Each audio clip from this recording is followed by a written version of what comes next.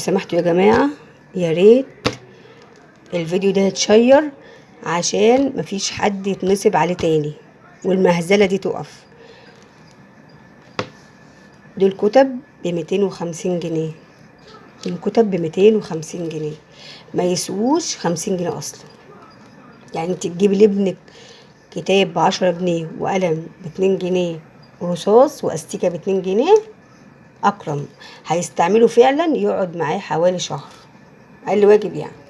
لكن دول ما كملوش 3 ايام، القلم ما كملوش 3 ايام، الحبر ما بيختفيش اهوت. ده بالحبر بتاعهم والله العظيم، بالحبر بتاعهم انا ما بكذبش اهي. دوت اهو، ده اول كتاب باظ، التاني انا ما استخدمتوش اهوت كده باظ. ده واقف كده عليا ب60 جنيه باظ 3 ايام.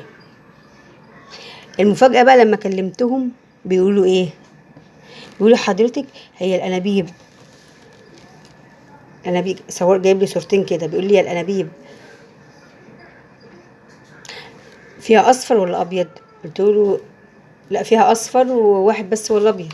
قال حضرتك الاصفر ده ما بيتمسحش والابيض هو اللي بيتمسح. طب انتوا ما قلتوش كده في الاعلان بتاعكم ليه؟ بس والله الاربعه اللي هم جايين مع القلم ما بيتمسحوش زي ما انتوا شايفين كده، ما بيتمسحوش اهو، ما بيتمسحوش. ده بس اللي بيختفي حاجات بسيطه مش قوي برضو. اول ما جه كان بيختفي تماما، دلوقتي ما بقاش يختفي تاني خالص.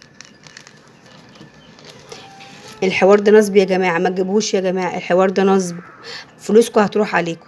وبعد كده نصيحه، اللي هيشتري اي حاجه من الانترنت لازم يوقف المندوب وراجع الحاجه حته حته ويفحصها كويس عشان ما يبقاش في اللي انا وقعت فيه. عشان انا جيت اتصل بيهم هم اللي بقى يختفوا، مش الحبر السحر اللي بقى يختفي، هم اللي بقى يختفوا.